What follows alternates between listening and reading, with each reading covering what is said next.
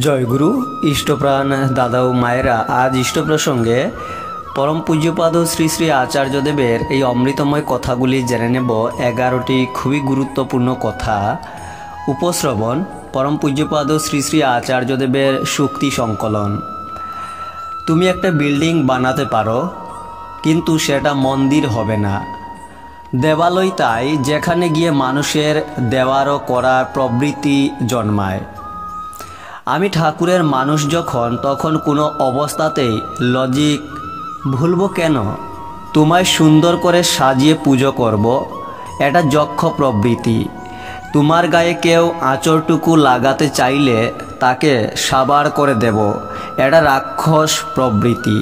কিন্তু দেব প্রবৃত্তি হলো আমি তোমার মতো হব। আমি তো একটা সুতোও নিয়ে আসিনি, সবই তো অন্যের থেকে আহরণ করা। এই শরীরটাও তো আমার নয়, এটাও ঠাকুরের দেওয়া। তাহলে আমি তাকে দেবটা কি? আমি দিতে পারি কেবল নিজেকে। থিওরি বাদ দিয়ে প্র্যাকটিক্যাল হয় না। থিওরিটা আগে কোনো না কোনোভাবে আমার কাছে আসতেই হবে। আমার কাছে অনেক প্রবীণ গুরু ভাই আসেন, গর্বের সাথে বলেন আমার ছেলে ডাক্তারি পড়ছে।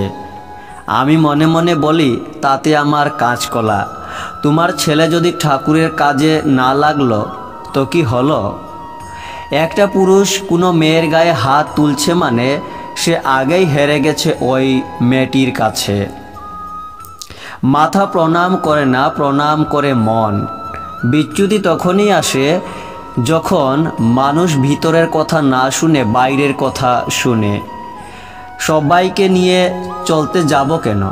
সবাই আমার কে হয় শুনি?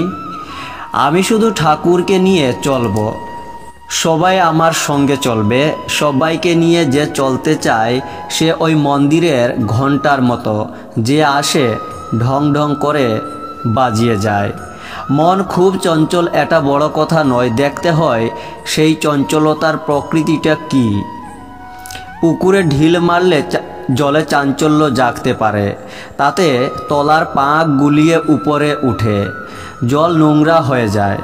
আবার নদীও চঞ্চল, সে চঞ্চল হয়ে ছুটে চলে সব যা কিছুকে বয়ে নিয়ে অসীমের সাথে গিয়ে মিলিত হয়।